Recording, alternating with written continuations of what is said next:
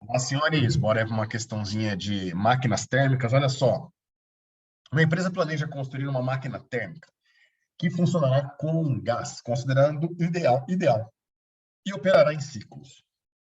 No planejamento inicial, a empresa quer que o Cebolinha, né, quer que a fonte quente, que está a 500 Kelvin, forneça à máquina 2.000 joules de energia térmica a cada ciclo. Então, aqui, ó, nós vamos ter uma fonte quente a uma temperatura que eu vou chamar de TA, tá?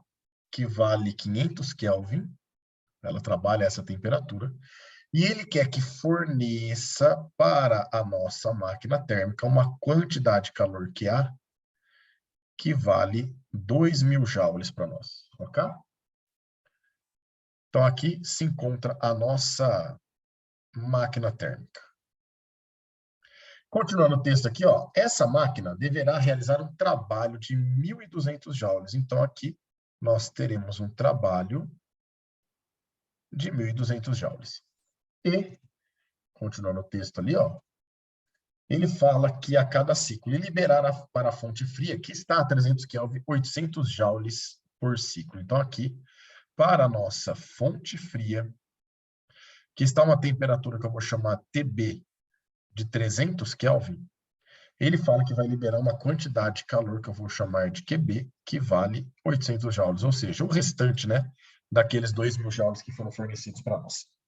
Ao verificar o planejamento inicial, dessa empresa, o engenheiro questionou os dados, afirmando que eram inconsistentes.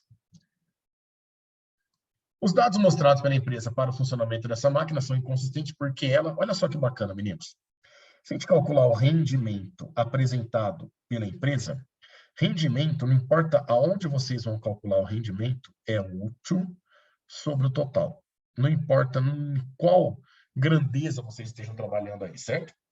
Aqui, para nós, o útil é o que a máquina consegue utilizar para a realização de trabalho, ou seja, seria o trabalho vindo do total, que no caso aí é a quantidade de calor lá da fonte quente. Então, esse rendimento, de acordo com a máquina construída pela empresa, vai ser 1.200 joules usado, dividido pelos 2.000 joules total fornecido. Aqui, 2 zeros eu corto com 2 zeros. Se a gente dividir por 4 aqui, 12 por 4 é 3, e 20 por 4 dá 5. 3 dividido por 5, a gente chega que esse rendimento vale 0,6 ou 60% para nós aí. Então, de acordo com a empresa, a máquina que eles irão construir, é possível ter um rendimento de 60%. Porém, Carnot, diante de suas pesquisas, ele conseguiu concluir que o rendimento máximo teórico que uma máquina térmica pode ter respeita essa relação 1 menos sobre a temperatura da fonte fria, dividido pela temperatura da fonte quente. Então, isso aqui ficaria 1 menos a temperatura da fonte fria, que vale 300.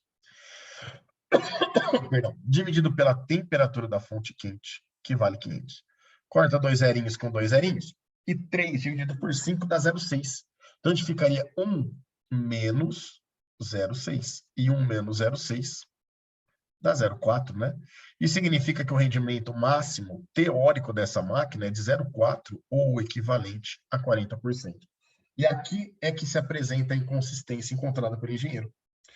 Se a gente calcular o rendimento máximo que essa máquina pode ter, senhores, esse rendimento está sendo indicado pelo valor de 40%.